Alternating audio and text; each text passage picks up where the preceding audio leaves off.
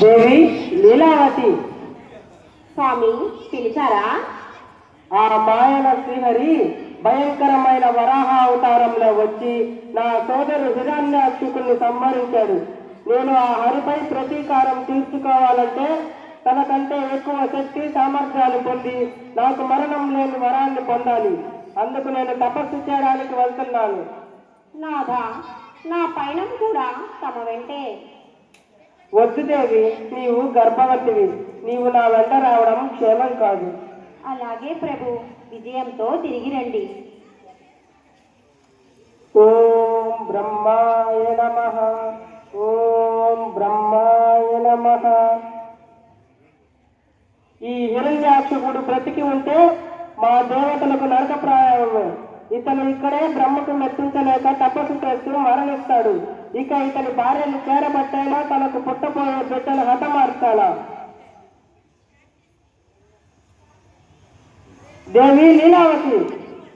దేవేంద్ర, నీవిక్కడ? నీకు పుట్టబోయే బిడ్డను హతమార్చడానికి వచ్చాను. నా ప్రాణేశ్వరుడు లేని సమయంలో వచ్చి నా బిడ్డను చంపేస్తానని పలకడం నీకు తగుదు దేవేంద్ర. నువ్వు నా మాట వినకపోతే నిన్ను ఏం చేస్తానో చూడు. నారాయణ నారాయణ.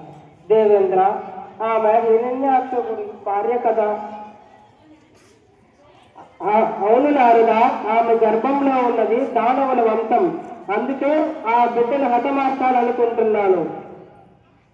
దేవేంద్ర, ఆమె గర్భంలో ఉన్నది కారణ జన్ముడు, గొప్ప శ్రీహరి భక్తుడు. అవునా? మరి ఇప్పుడు మరేం పర్వాలేదు దేవేంద్ర. ఆమె నా ఆశ్రమంలో క్షేమంగా ఉంటుంది. తమరు బయలుదేరండి. అలాగే నారదా. అమ్మా లీలావతి, లీలావతి. ఎవరు? నాడిన మునింద్రుల వారా? ఏమిటి నాకు ఈ దుస్థితి? ఎందుకు నాకు ఈ పరిస్థితి? అమ్మా లీలావతి, గర్భవతిగా ఉన్నప్పుడు హరినామస్మరణం చేస్తే మనకు ప్రశాంతంగా ఉంటుంది. ఏది ఒకసారి మంత్రం పఠిస్తుంచు. ఓం నమో నారాయణ. ఓం నమో నారాయణాయ. ఓం నమో నారాయణ. ఓం నమో నారాయణాయ. గర్భ శిశువు హరినామస్మరణం చేయడమా? అద్భుతం, మహా అద్భుతం. ఓం బ్రహ్మాయ నమః. ఓం బ్రహ్మాయ నమః. హిరణ్యకశ్యప, నీ భక్తికి మెచ్చాను. ఏం వరం కావాలో కోరుకో. బ్రహ్మదేవ, నాకు పగలు గాని రాత్రి గాని, ఇంటి లోపల గాని బయట గాని, గాలిలో గాని నీటిలో గాని, అగ్నిలో గాని దేవ దాన మానవుల చేత మరణం లేని వరాన్ని ప్రసాదించు దేవా.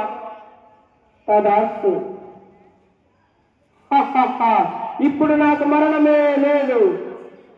జై భవ విజై భవ. హిరణ్యకశ్యప మహారాజుకి జై. ప్రజల్లారా, ముల్లోకాలలో నేనే దేవుణ్ణి అని అందరూ పూజించాలా? ఇక నుండి ఆ శ్రీహరినామం ఎక్కడా వినిపించకూడదు.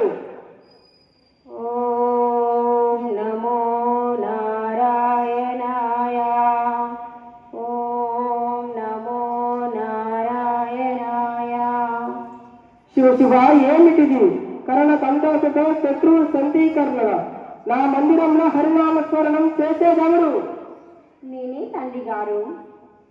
ప్రహ్లాద, నీవు దానవుల వంశంలో పుట్టి నా శత్రువుల్ని స్మరించడం ఏమిటి? తండ్రి గారు, హరిని స్మరించని జన్మ వ్యర్థము కదా. శ్రీహరే భగవంతుడు. బతుల్లారా, ప్రహ్లాదుని దండిస్తే గాని దారి రాడు. ఇతన్ని అన్ని బాణాలు లేకుండా చీకటి గదిలో బంధించండి. అలాగే ప్రభు.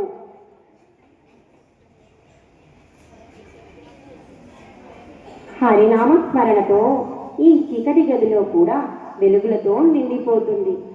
ఓం ఓం. ప్రహ్లాద, స్వామి, రాక్షస వంశంలో పుట్టిన నాకు కూడా ఈ దర్శన భాగ్యం కలిగించారా స్వామి?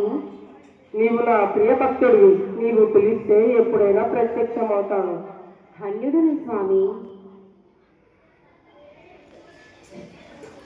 ప్రహ్లాద, ఇప్పుడైనా నీకు బుద్ధి వచ్చినదా? హరిని స్మరించడం మానదేవా? లేదు తండ్రి గారు. భటులారా, ప్రహ్లాదుని తీసుకుని కొండ మీద నుండి పడివేయండి. అప్పటికీ బ్రతికి ఉంటే నిప్పుల్లో పడివేసి చంపేయండి. ఆజ్ఞ ప్రభు.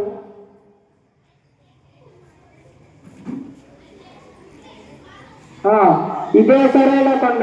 ఈ కొండ మీద నుండి తోసేస్తే సరి.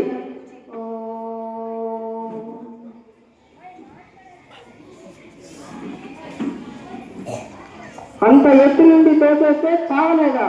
నిన్ను నిప్పులలో పడేస్తాం పదా.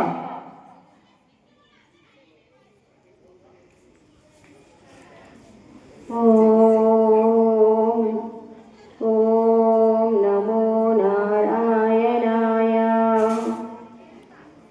ప్రహ్లాద, నిన్ను ఎంత హింసించినా హరిహరి అంటావు. ఎక్కడ నీ హరి?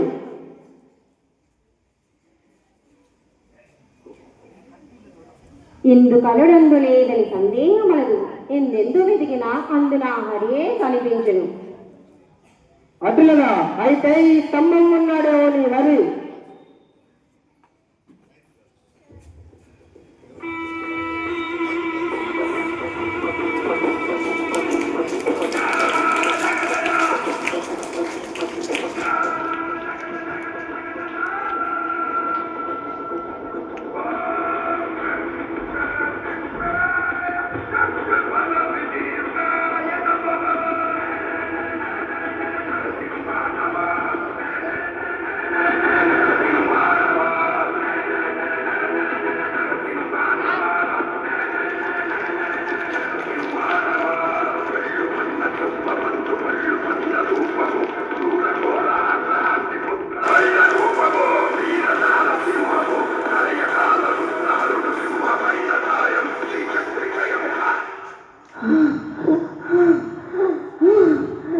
శాంతించు స్వామి, శాంతించు.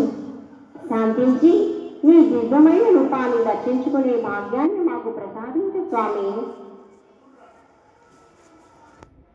ఓం నమో వాసుదేవాయ నమః.